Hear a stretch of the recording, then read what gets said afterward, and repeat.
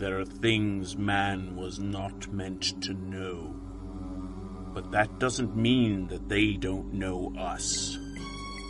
When you stare off into space and it blinks back at you. When the creature under your bed calls some friends over for dinner. When your very sanity is hanging by a thread. There is one place you can turn to. Lovecraft's Detective Agency. If you're sane enough to ask, you probably don't need our help. Do we do aliens?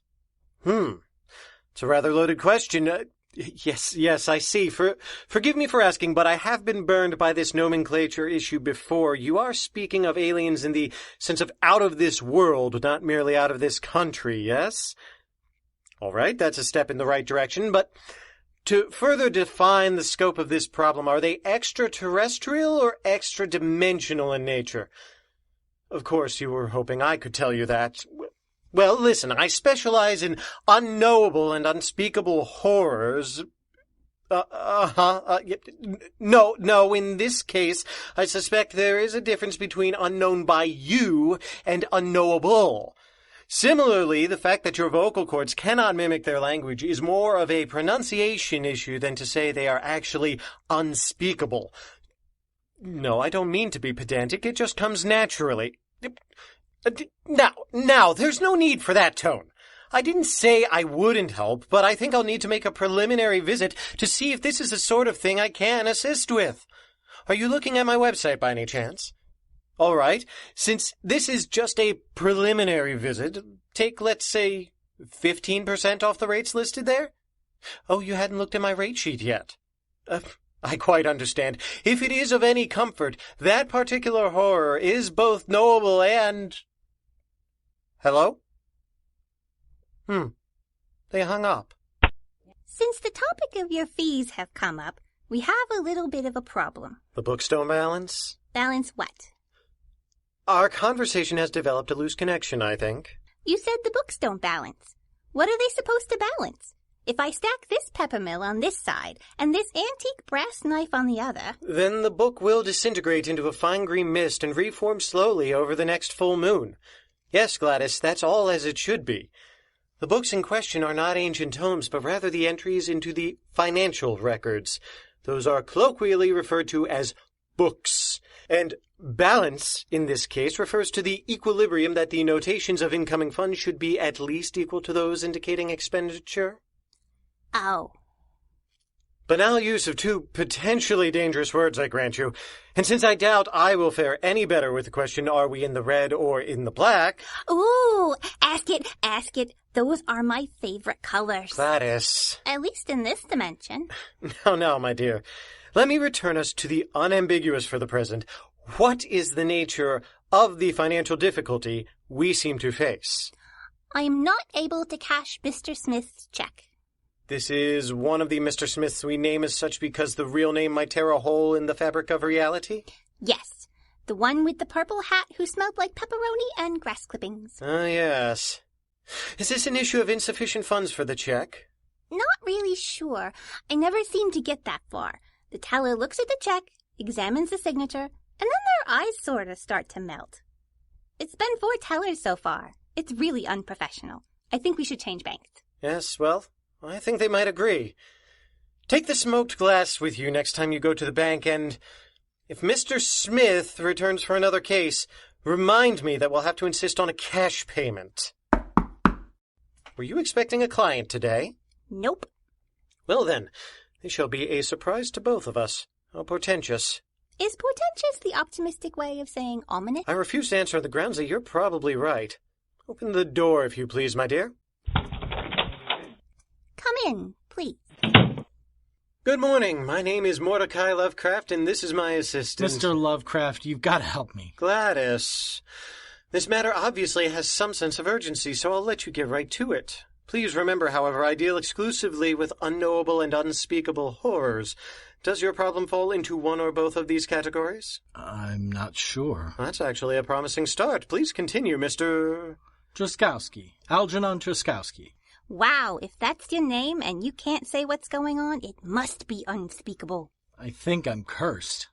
Oh, it's not that bad a name. Gladys, let Mr. Truskowski continue. Why do you think you're cursed? I keep hearing voices. I believe that's called schizophrenia. Except other people can hear them too. Then isn't that just called hearing? But the voices come from nowhere, and the language is all mixed up. I mean, one person in the room hears it in English, but somebody else swears it's Japanese. Despite the language, is the message always the same? When there is a message, about half the time, people tell me they just hear a collection of words. People tell you... Mr. Truskowski, I take it you are not hearing the same thing as those around you? No, sir. And what do you hear exactly? My late wife. She keeps asking me for a piece of bread and a paintbrush. The voice of your late wife asks you for a piece of bread and a paintbrush. Yes. And you want to know the weird part? If your dead wife's voice speaking to you is not the weird part, then yes, I absolutely do want to know what that is. She never knew how to paint, and she was allergic to wheat.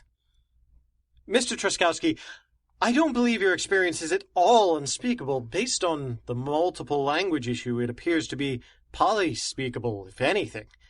As for unknowable, my guess is that this is more of a mystery. Mysteries are meant to be solved and are therefore knowable, at least theoretically.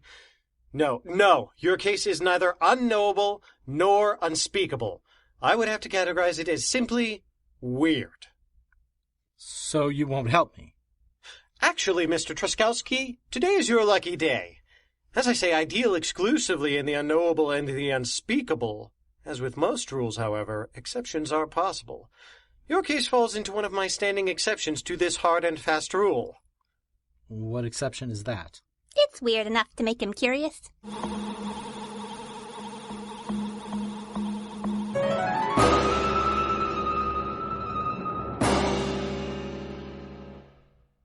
Mr. Lovecraft? Miss, Gladys?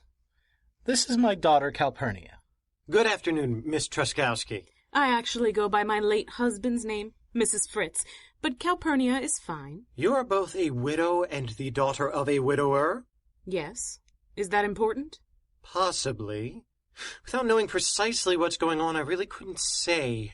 Still, it is a coincidence. Coincidences are rarely irrelevant. Unless they are. Unless they are, exactly. Exactly what? Precisely. Precisely what? Now you're getting it. So, Calpurnia, have you heard the voices? 6 times now, but it's not voices, at least not for me. It's always the same voice. Your husband's voice. I think so, yes.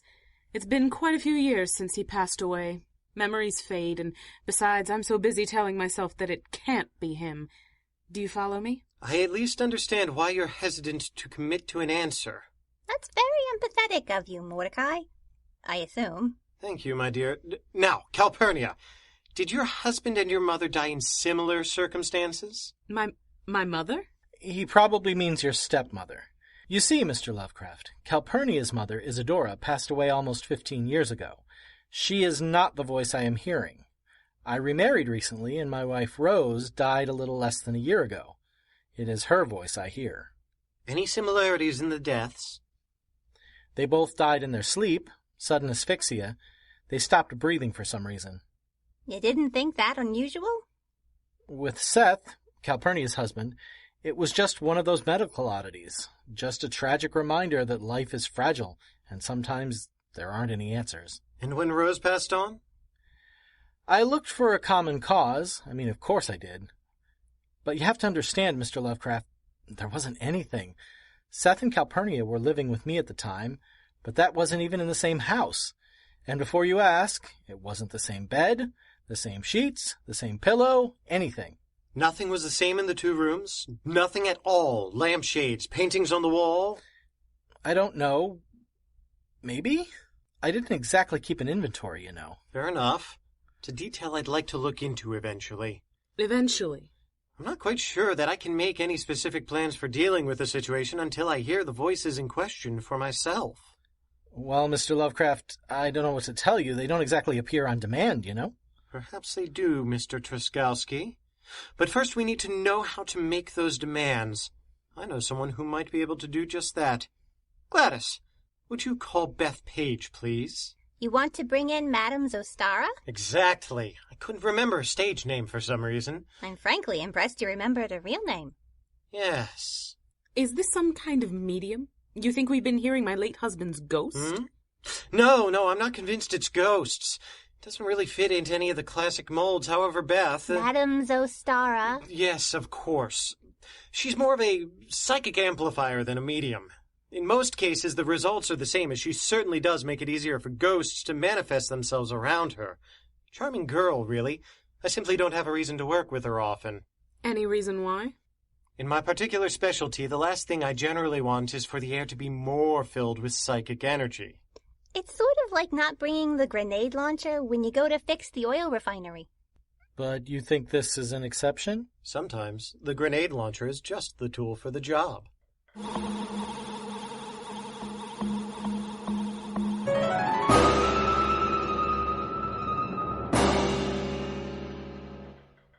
I have absolutely nothing for you, Mr. Lovecraft. I rather thought as much, Agent Worthington.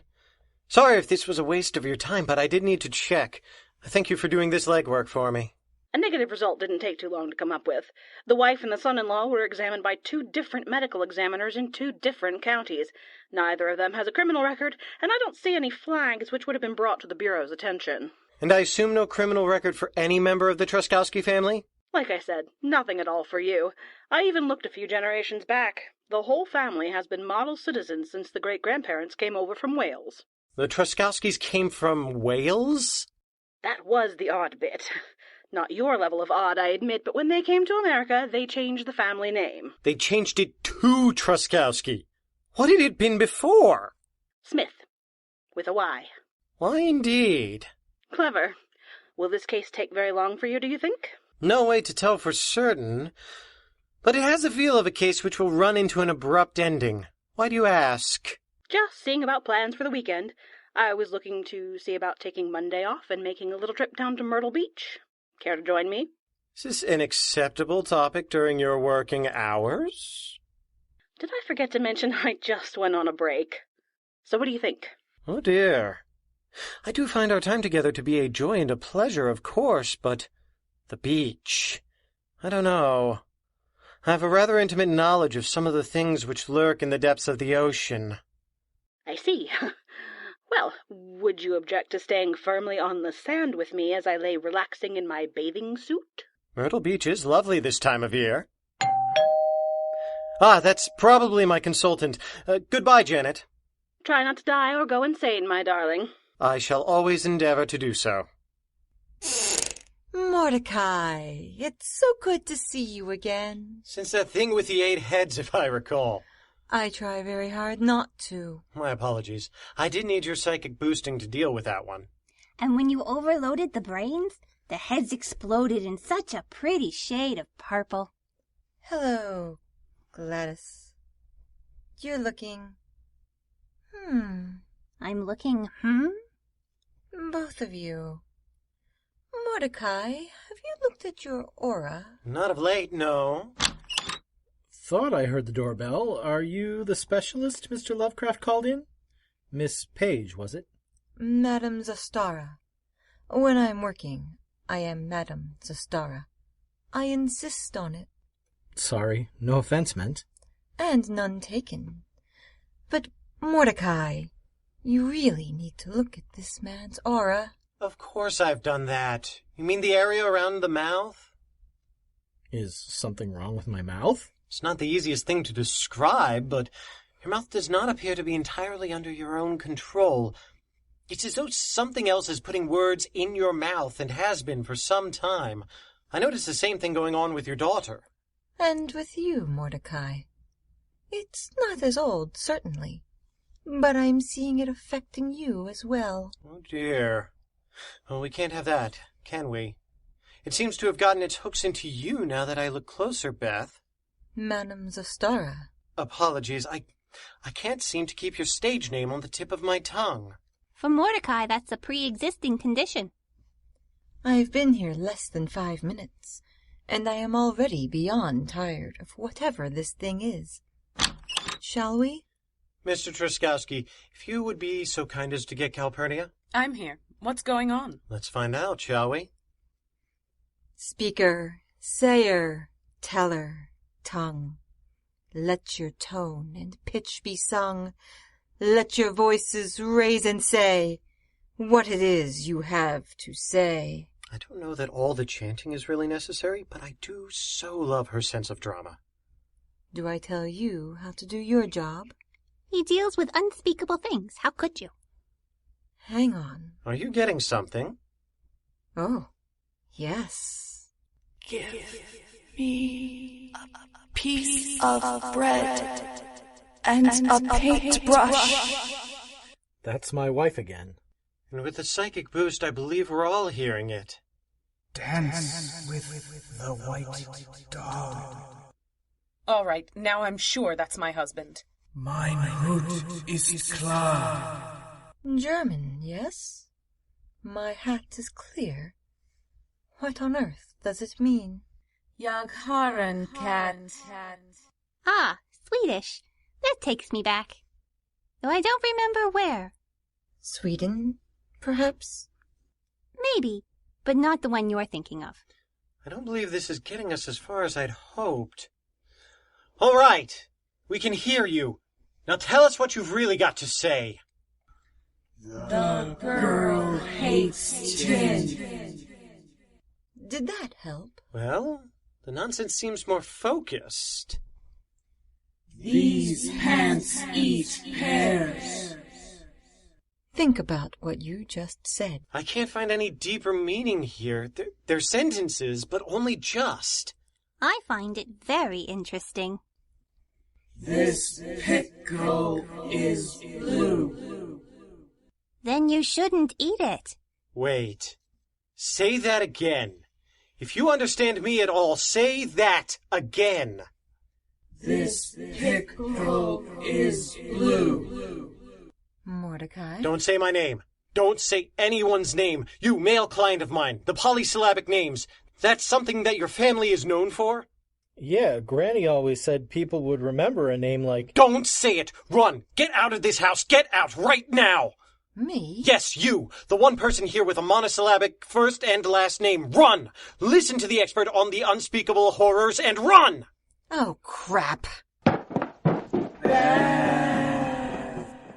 No! You heard her! I don't know how much you understood, but you heard her! She's working now. When she's working, her name isn't that. It's... Madame Zastara. Right! That's the name! Say it! Say it if you can! Madame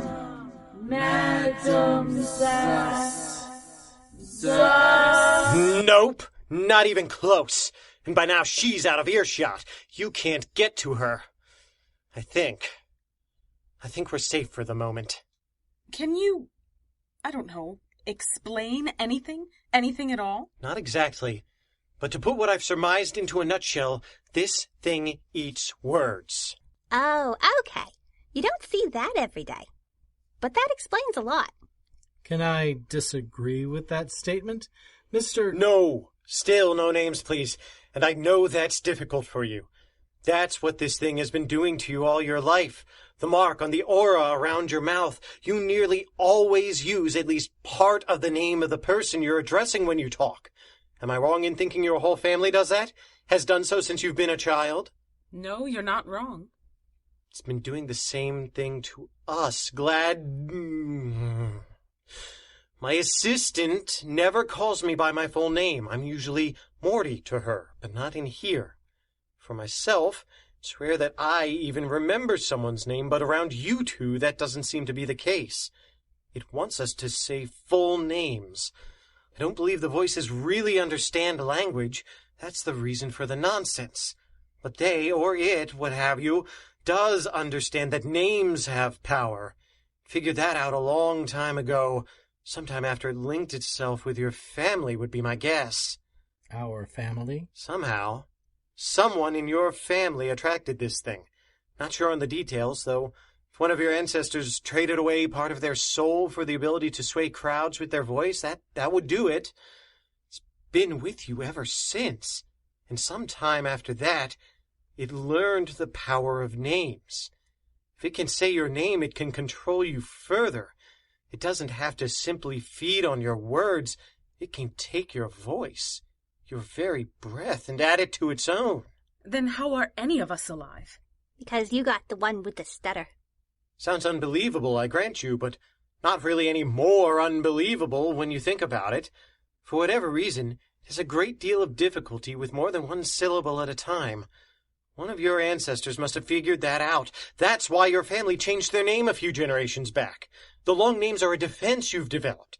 I'm fairly certain your wife did not take your last name before she died. No, she never did. So we're cursed? Like forever? There's no way out? Nothing we can do? Dear lady, I charge an excruciating fee for my services, and I am not likely to simply diagnose your difficulty and walk away. Then you can help us? I cannot, but she can. What do you want me to do? I would like you to imagine a blue sky over Montana. A blue sky over Montana. No need to worry. Just some post-hypnotic suggestion. Now, dear girl, please go into the other room and make sure that all the doors and windows are closed. Then I want you to put your fingers in your ears and make sure you can't hear. When you're sure of that, I want you to whisper the name of the thing with the silver eyes that are older than its face. Whisper that name once, but don't listen to yourself. When you've done that, count to 5, and then come out of this trance. I obey. What's going on? I told you this thing eats words. We're going to give it a poisoned one. Everyone, start whistling, humming, whatever you must do to be sure you don't hear what she's about to say.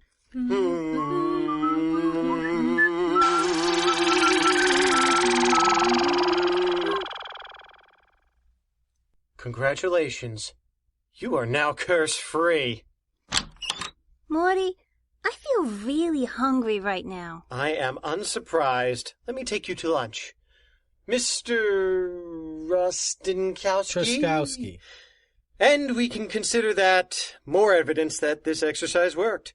In any case, this meal is really a business expense, so please don't be surprised to see it on your bill. We shall take our leave now. I wish you both all the best. Whatever your names were. You have been listening to the Lovecraft's Detective Agency, produced by Seat of Our Pants players, written and directed by Dan Wenzel. Mordecai was Andrew Dell. Gladys was Liz Music. Algernon was Rick Tennant. Calpurnia was Rebecca Scheimer. Beth was Andy Gastongi. Janet was Brianna Kuby. Creepy voices were Aaron Manka-White, Adam Gastongi, Dana Bonner Andreessen, and Jill Wenzel. Music and sound effects by www.freesfx.co.uk. Tune in next time for something even creepier.